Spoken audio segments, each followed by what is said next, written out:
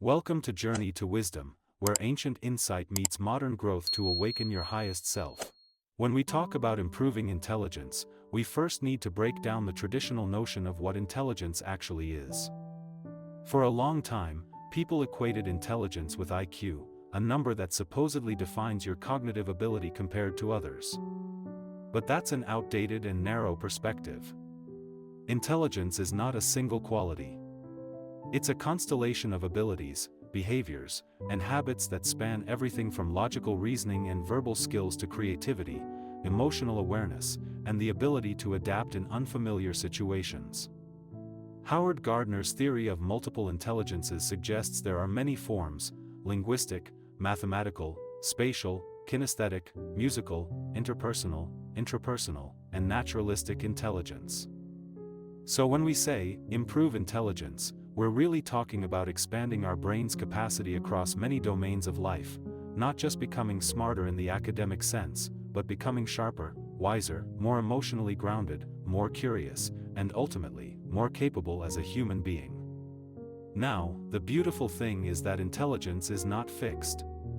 Modern neuroscience confirms what ancient wisdom has hinted at all along: the brain is plastic. That means it can grow, adapt, and reorganize itself throughout life. So even if you don't consider yourself naturally gifted, you can significantly enhance your intelligence by how you live, what you learn, and how consistently you apply certain principles. Let's begin with the most basic yet overlooked factor: how you learn. Passive consumption of information is everywhere. We scroll, we skim, we watch, but real intelligence is built through active learning. That means engaging with what you learn, questioning it, applying it, and ideally, teaching it to someone else. When you take what you've read or heard and reframe it in your own words, your brain creates stronger neural links. This process is called elaboration, and it's one of the most effective ways to retain and understand new material. If you really want to improve your intelligence, commit to being a lifelong learner, not just someone who reads a lot, but someone who actively wrestles with ideas until they make sense from multiple angles. Next, let's talk about mental challenge. Just like your muscles grow from resistance, your brain grows through effort. You need to regularly place your mind in uncomfortable, unfamiliar situations that force it to stretch. This is where practices like learning a new language, solving logic puzzles, or exploring topics that feel intimidating come into play.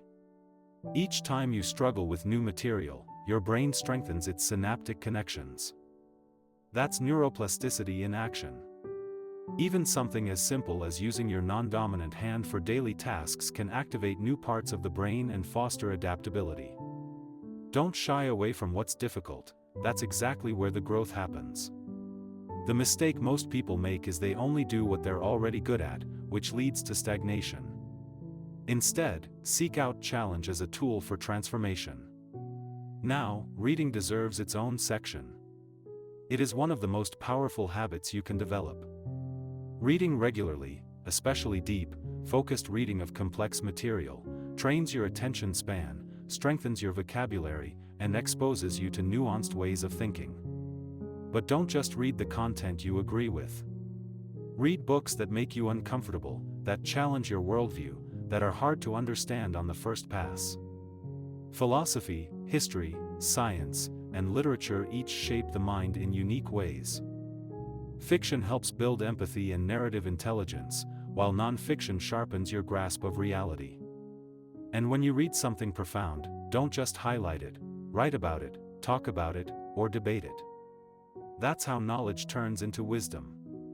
But cognitive development doesn't exist in a vacuum. Your physical health is deeply intertwined with your mental sharpness. Sleep is perhaps the single most underrated performance enhancer. When you're sleep deprived, your memory, focus, decision-making, and emotional regulation all suffer. During sleep, your brain consolidates memories, clears toxins, and literally rewires itself. Aim for 7 to 9 hours of high-quality, consistent sleep. It's foundational. Pair that with exercise, especially aerobic activity like walking, running, or cycling. Physical movement increases blood flow to the brain, boosts dopamine and serotonin, and stimulates the release of BDNF, a protein that supports learning and neurogenesis. The fitter your body is, the sharper your brain becomes. Then there's nutrition, another pillar. Your brain consumes about 20% of your body's energy, and what you feed it matters. Omega-3 fatty acids, found in fish, walnuts, flax seeds, antioxidants, in berries, greens, and dark chocolate, and complex carbs, like oats and quinoa, help fuel brain performance. On the flip side, sugar crashes, processed foods, and dehydration cloud your thinking. A clear mind starts with clean fuel.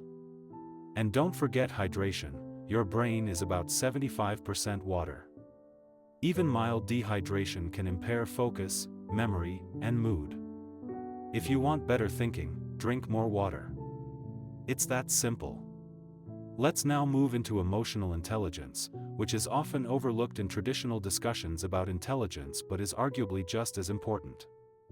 The ability to understand, regulate, and navigate your emotions, and to do the same with others, is crucial for success in almost every area of life.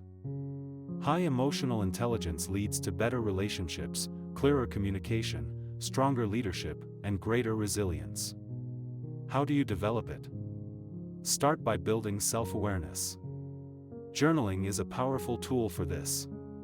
When you take the time to unpack your daily experiences, reactions, and patterns, you begin to recognize what drives your behavior and where your emotional triggers lie. From there, mindfulness meditation can help you create space between stimulus and response.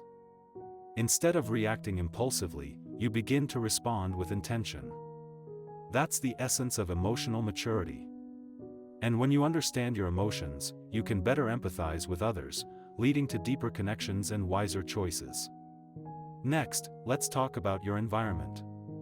Your intelligence is not just shaped by what you do, it's also shaped by who you spend time with. Surround yourself with people who challenge your thinking, ask meaningful questions, and live with purpose. Seek out conversations that stretch your mind, not just entertain it. If you're the smartest person in the room, you're in the wrong room. Be around people who inspire you to grow. At the same time, reduce your exposure to digital noise. Constant notifications, short-form distractions, and the dopamine loop of social media are eroding attention spans and fragmenting thought. Intelligence requires focus, and focus is a finite resource. Protect it fiercely. Use tools like time blocking, deep work sessions, and digital detoxes to reclaim your mental energy. The ability to sit with one thought, one task, one book for an extended period is becoming rare, and that rarity is your competitive edge. Curiosity is another core trait of intelligent people. It's the spark that keeps the mind alive.